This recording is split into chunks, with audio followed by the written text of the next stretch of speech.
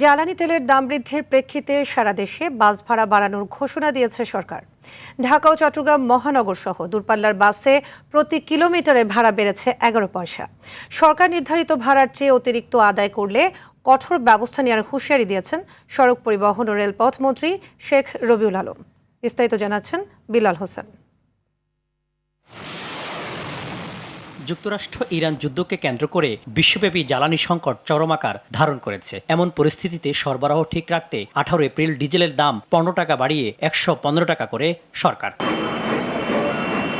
এরপর থেকে গণপরিবহনে ভাড়ার সমন্বয়ে জোর দাবি জানিয়ে আসছিল বাস মালিকরা। কয়েক দফা বৈঠকের পর বৃহস্পতিবার ভাড়া সমন্বয়ের আনুষ্ঠানিক ঘোষণা দেয় সরকার।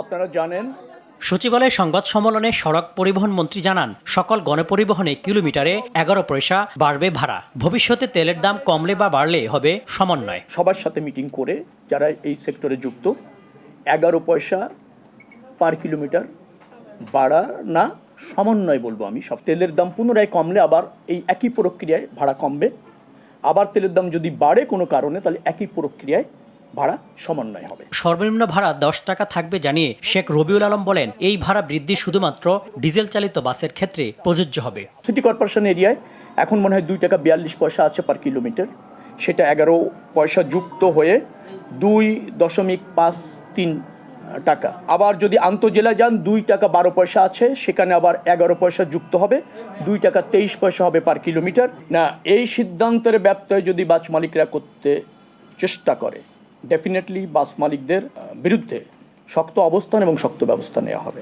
সড়কপথে ভাড়া বাড়লেও নৌ ও রেল পথে বাড়ানোর বিষয়ে এখনো সিদ্ধান্ত নেয়নি মন্ত্রণালয়। রেলের ভাড়ার বাড়ানোর ব্যাপারে এখনো পর্যন্ত কোনো সিদ্ধান্ত হয়নি। বিল্লাল হোসেন, RTV, ঢাকা।